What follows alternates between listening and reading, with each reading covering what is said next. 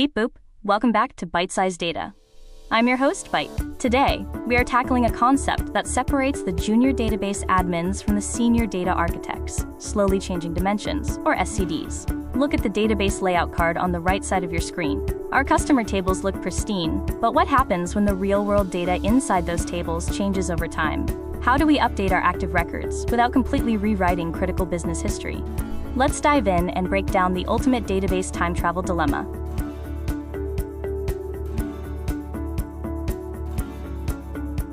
To understand why this is a nightmare, look at our first card under scenario.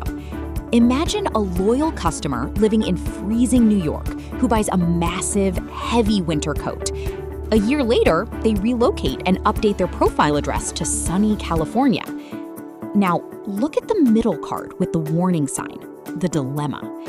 If we just update their address, does our sales dashboard now claim they bought a heavy winter coat in 90-degree LA weather? Yes, it does! That is a massive data integrity risk that will make your business analysts cry. Our ultimate goal, as shown on card 3, is to figure out how to update these active records over time without rewriting critical business history. We have two primary ways to handle this. First up is SCD Type 1, which is the overwrite method. As you can see in our first box, a user updates their state from New York to California in the HR portal. Now, look at the middle box showing our SQL execution. To make this change, we run a standard update query, setting the state to CA for employee ID 104. It's fast, simple, and incredibly space efficient. But look at the final box on the right, the overwrite result. In database row 104, the old state, New York, is completely crossed out and erased forever. Because the old state is replaced by California, your historical reporting is destroyed. If you need to audit where this employee lived last year, you're out of luck. History is permanently lost. If you want to preserve history, look at the industry gold standard, SCD Type 2. As the left side explains, Type 2 tracks every single change over time, giving you perfect auditing capabilities, so you can access any historical state at any point in time. The trade-off?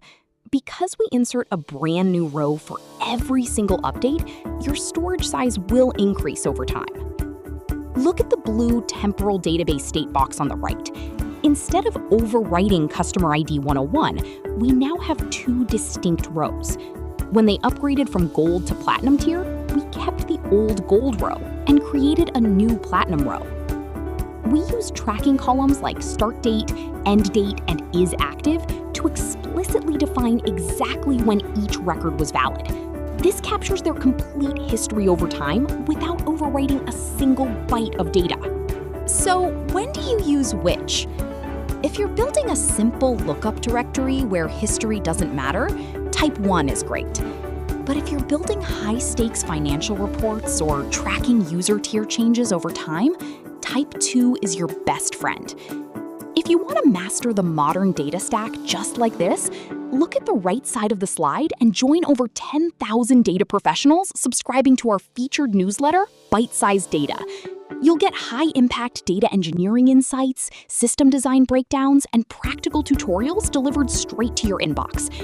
And make sure you hit that subscribe button right now, because next week we are leaving single databases behind and explaining why one computer isn't enough with a complete intuitive introduction to Distributed Systems 101.